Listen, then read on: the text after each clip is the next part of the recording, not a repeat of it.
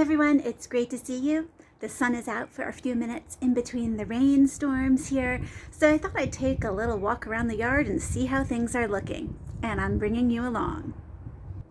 First thing I'm noticing here are the lemon cypress trees that I tried to overwinter, so I knew this was a long stretch. They are hardy up to zone 7 when they're in the ground. We are just to zone 7. I still think we're really a 6B, and I left them in their containers, and you can tell that their foliage has just really suffered. Now, you can technically, there's still a little life in them, trim back the brown parts here and have them come back, but honestly by the time they recover it just is probably not going to be worth it. And I thought I was putting them in a pretty sheltered spot, but look at how the wind just knocked these guys over. I think that the lemon cypress trees for me are going to be either a bring them inside type item or just get them again. Oh my goodness. And here's my climbing hydrangea, which has all of these beautiful buds. Love it. That's really exciting. It will be gorgeous. Now I have a lot of planters that I left outside, and they will probably do fine. Here's one with some coral bells, and they've been nibbled a little bit. Our bunnies do come and they'll nibble the ends, as you'll see. They are technically evergreen. I find that by the time you get to spring, they look worse for wear, but you just sort of trim back the part. Now look at how the bunnies have just nibbled all of those leaves off. The ones in the center are doing okay. They didn't get touched. But you know what? I'll trim them. They're still alive and they should still come back really good. Over here we have a planter. Let me block the sun a little bit, or maybe move over here. Okay, these had hostas in them.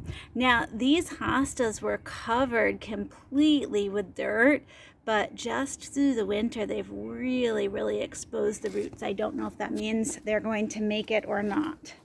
We'll have to see. So I want to check on the hydrangeas especially. What we're looking for now to see how the hydrangeas are doing is to find some buds. Try to get this one in focus for you.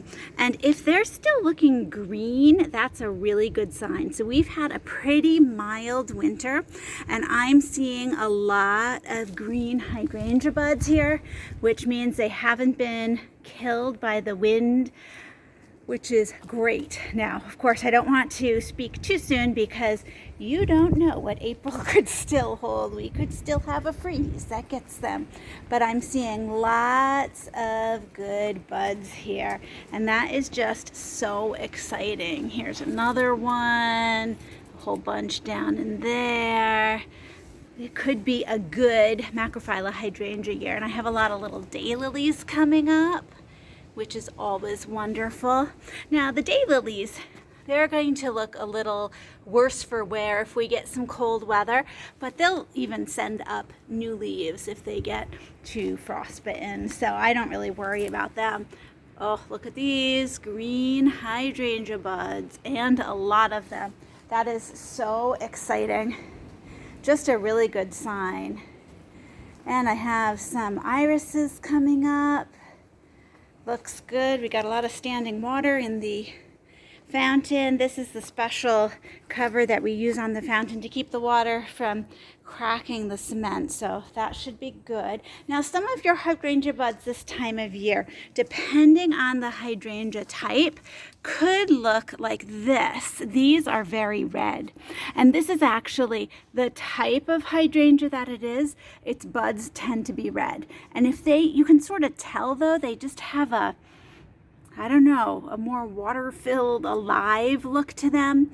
The dead ones, here's one that didn't make it, are like desiccated, brown, shriveled up, really dry. That's what you don't want to see. So some of those red buds look like they'll be doing really well. Oh, look at this. Here's another one. Green buds on the end. So happy about this. This is really good. Now, a lot of things, of course, are not back yet. Now, I have some hydrangeas that look like this. I left the mop heads on here for some winter interest. If you have some like that, you can just come in now and clip right underneath. Don't go back further than the next bud down. So I'm going to keep going down, keep going down. There's my nice little green bud. So I could clip it right before that. Here we go. Here's another one. I would just go down until I get to the new bud that's there. But we're seeing a lot of really good buds here. This is awesome. So good. Boy, it's hard to believe that in like another month everything's going to look alive, because just a few signs of spring coming here. Moss looks good. We had a lot of branches fall down this winter. I guess we had a lot of wind. So there's just a lot of general cleanup to do. But we're supposed to have a pretty nice week coming up. So here's our new mountain laurel that was planted last year. Here's one in a pot that never got in the ground, but still doing well. Now our mountain laurel is evergreen. So it looks good. Let's see if we can see any buds on it yet. Yeah, looking really nice. There we go. Can't wait to see how they end up blooming. Now I'm going to check. Oh my goodness. Here is my Twombly's Red Sentinel that I planted last year. And when you are looking to see if your trees made it through, I can tell there's little swellings here at the end of the branches and on the branches. And those are going to be your new leaves. So that means that Twombly's Red Sentinel is going to make it. It looks like a giant stick at the moment, but it is going to make it, which is awesome. Here's another one of our new mountain laurel. Looking good. Oh, and so many sticks down. Branches. And now we can also take a look at both our azaleas and our rhododendrons. So they set these buds on the last year's growth, so they've been here all winter and they are just loaded up. So once again, we have to hope for not a super cold spell. Most of my azaleas and rhododendrons here are pretty hardy, and they're going to bloom really pretty much no matter what happens to the weather now. In the backyard though, I do have one that does not bloom if we get a lot of cold. Okay, let me sort of see if I can show you some of these little buds here. Here's another of my Japanese maple. The buds are swelling, looking so good. Okay. We're in the front yard now. Now, I'm not sure about this, but let me show you this little part here. Here's our circular driveway, or half circular driveway. There's this piece of grass here. We have a big oak tree to the left, and I have another type of tree, an elm, to the right. I'm thinking of taking all the grass out here and making this a Japanese maple garden. The moss prefers to grow here to grass anyway. I don't know. We'll have to see. That's a thought. Here's our front yard, and I don't know if you remember, but I said I'm taking out these two overgrown hollies. We're going to replace those. That'll be a nice project. We have daffodils coming up. Love seeing that. This is a great row of azaleas here, which looks a little out of control at the moment, but because there are buds set on these pieces that have grown up tall, and this blooms so early, I'm going to let it bloom and then I'll trim it. And that's really what you should be doing with your azaleas and your rhododendrons. Don't trim them now, or you're going to be trimming off the blossoms.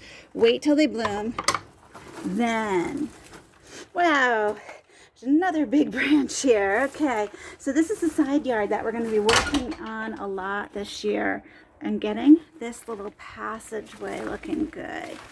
I have some big plans. Look at how this cement part of our garage gets light. I'm wondering if we can do some type of living wall there. Got some more branches. Okay. I see that we have some signs of life here. a little bit. Fern way in the back. That's good. This is going to be fun though. Oh my goodness, look at all these branches that fell. And I stored a lot of the pots over here. Then in this little part, we're also going to need to reroute the water, the irrigation. This is where I transplanted all of the daylilies to. Here's the shade garden,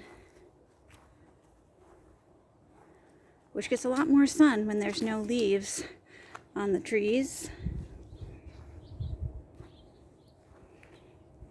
I love how the moss just does so well. Oh, take a look at this. So here we have some more of the coral bell. And notice how it sort of sticks up out of the ground a few inches. That's something that's pretty common. They sort of like heave up during the winter, so you need to take those heuchera and dig them back in so that the crown is even with the ground again. So I'll need to get out here and do that. It happens all the time, but that's not the best way to leave them growing, so I'll need to take care of that. It's looking good though. Lots of buds on these azaleas. Oh, it's so exciting. This is going to be awesome. I am looking forward to many, many new gardening videos coming up, and it just feels so nice to be out in the sun. I cannot wait.